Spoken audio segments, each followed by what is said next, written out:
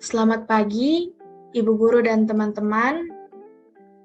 Kami dari kelompok 6, kelas D, jurusan Ilmu Komunikasi semester 2, ingin mempresentasikan materi kelompok kami, yaitu pengaruh IPTEK, ilmu pengetahuan dan teknologi, bagi mahasiswa dan mahasiswi saat ini secara positif dan negatif.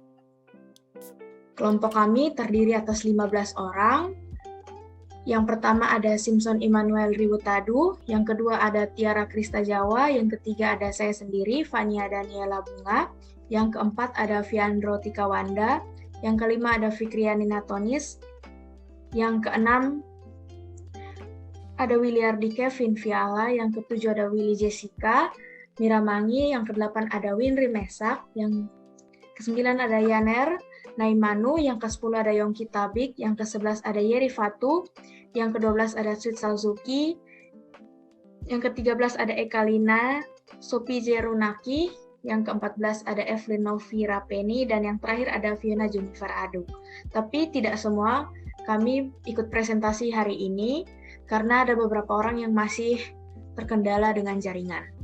Kita mulai yang pertama, yaitu pengertian IPTEK.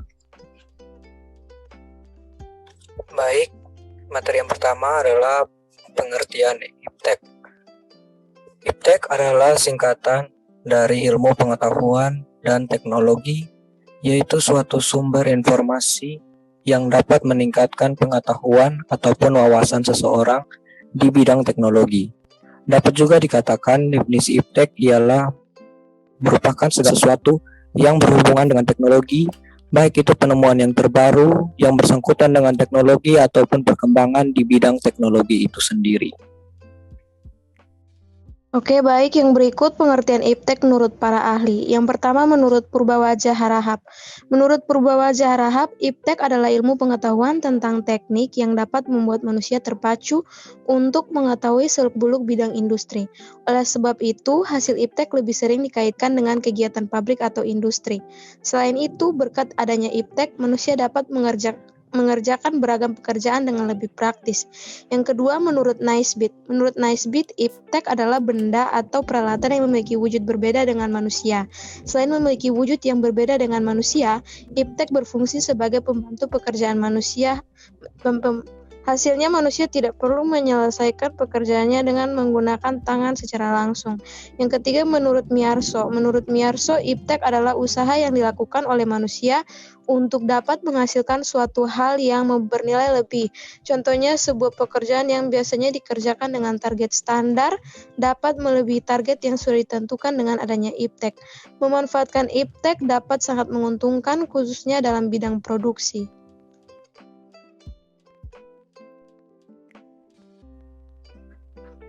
Pengaruh IPTEK, ilmu pengetahuan dalam teknologi. Kemajuan teknologi berkembang sangat pesat. Kemajuan dalam hal penyebaran informasi.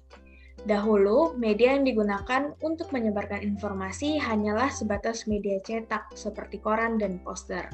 Kini penyebaran informasi semakin cepat karena dibantu dengan adanya media televisi dan gadget. Televisi dan gadget bukan lagi barang mahal seperti masa dulu. Sekarang, hampir di dalam setiap rumah, bahkan pemuda-pemudi telah memiliki televisi dan gadget sebagai alat komunikasi. Salah satu contoh IPTEK adalah gadget. Gadget adalah kemajuan teknologi yang banyak digandrungi oleh semua orang dari kalangan usia. Gadget dalam berbagai kemasan dan perkembangan yang menarik membuat setiap orang ingin memilikinya. Munculnya aplikasi-aplikasi dalam fitur gadget yang memberikan kemudahan dalam menembus batas yang dahulu tidak mungkin. IPTEK dalam dunia pendidikan. Dunia pendidikan pun tidak lepas dari sentuhan-sentuhan teknologi canggih, baik untuk mengoptimalkan pembelajaran peserta didiknya maupun untuk kelengkapan fasilitas dan sarana pendukung penyelenggaraan pendidikan dan pembelajaran. Kemajuan-kemajuan teknologi informasi pada saat ini telah mengubah proses pembelajaran di sejumlah institusi pendidikan. Hal yang tidak dapat dipahami karena informasi sudah menjadi indikator bagi kualitas seseorang. Kedekatan dengan sumber informasi akan memudahkan untuk mengakses informasi yang diperlukan. Lembaga pendidikan yang memiliki kelengkapan sumber informasi menjadi harapan dan bahkan banyak diminati oleh anggota masyarakat yang memiliki kesadaran tinggi akan pendidikan. Berikutnya, pengaruh positif iptek. Pengaruh positif iptek terdapat atas beberapa. Yang pertama, sebagai penunjang kegiatan belajar, karena teknologi informasi mampu berfungsi sebagai penunjang kegiatan belajar mengajar. Banyak sekali situs-situs internet yang menyajikan informasi dan konten-konten positif dan terkait dengan dunia pendidikan. Pengaruh positif iptek yang kedua yaitu menciptakan kreativitas yang tinggi. Bukan hanya di bidang internet, teknologi informasi juga memiliki peran yang sangat penting dalam mengendalikan kreativitas para pelajar, karena sekarang ini banyak sekali aplikasi gratis maupun berbayar seperti Photoshoot, Corkdoc, Blog, dan lain sebagainya yang bisa meningkatkan kreativitas untuk menunjang kegiatan dalam belajar. Iptek juga membawa banyak dampak positif bagi mahasiswa Kristen saat ini, yaitu yang pertama, membantu mahasiswa-siswi untuk mendapatkan informasi dengan cepat. Yang kedua, membantu mahasiswa-siswi dalam berkomunikasi. Yang ketiga, membantu mahasiswa-siswi membangun usaha bisnis online yang banyak memberikan keuntungan terhadap lingkungan transaksi. Yang keempat, mahasiswa-siswi juga dapat melakukan dagang tanpa bertatap muka dengan unsur saling percaya. Yang kelima, memudahkan mendapatkan informasi pendidikan dan lowongan pekerjaan, baik itu swasta dan pemerintah mudah diakses atau didapat. Yang keenam, memudahkan dalam mencari nyanyian rohani ataupun umum dalam bentuk apa saja termasuk video. Dampak positif yang ketujuh, jika kita ingin mengabarkan Injil juga akan semakin mudah berkat alat telekomunikasi dan transportasi yang semakin canggih. Jika kita ingin memperdalam iman kita, juga akan semakin mudah dengan perkembangan internet yang semakin luas. Pembuatan peralatan yang berhubungan dengan kebaktian gereja pun akan semakin mudah didapatkan. Dampak positif iptek yang ke-8 yaitu munculnya metode-metode pembelajaran yang baru. Dampak negatif yang pertama berkaitan dengan hoaks yang sudah tidak asing lagi, yang pada akhirnya membuat masyarakat merasa tidak aman, tidak nyaman, serta kebingungan. Saat ini yang sedang marak diperbincangkan yakni kasus virus corona. Selanjutnya, karena dampak yang kedua, karena terlalu lama akan membuat punggung dan mata terasa sakit, ataupun lelah atau kering. Yang ketiga, karena keasikan akhirnya banyak waktu yang terbuang percuma. Pekerjaan yang harusnya dikerjakan atau kebersamaan yang harusnya dijalin justru hilang karena terlalu asik dengan ilmu pengetahuan dan teknologi. Yang keempat, Tuhan tidak lagi menjadi prioritas utama dan godaan ipteklah yang menjadi utama dalam kehidupan kita.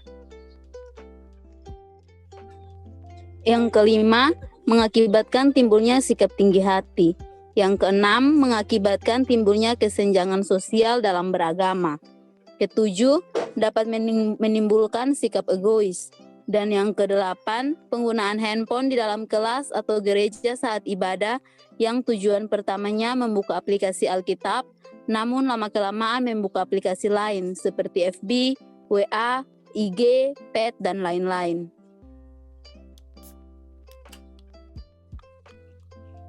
Dampak negatif yang pertama, rentan dengan kriminal dan penyalahgunaan.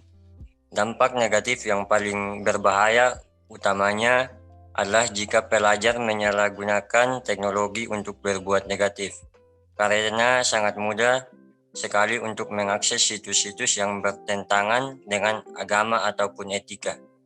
Dampak negatif yang kedua yaitu pemborosan uang untuk hal yang tidak perlu, yang harus kita waspadai.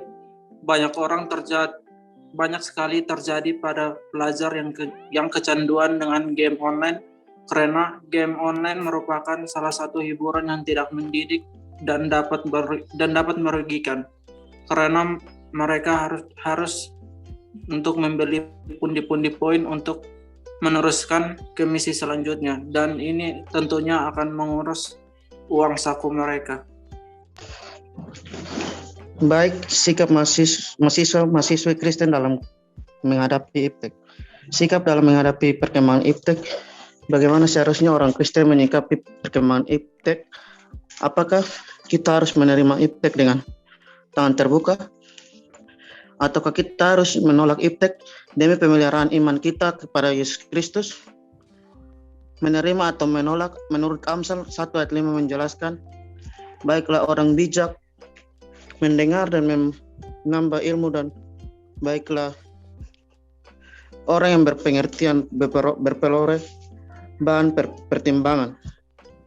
Dari ayat di atas, jelas bahwa Tuhan memerintahkan kepada manusia untuk senantiasa agar manusia menjadi bijak dan berpengertian.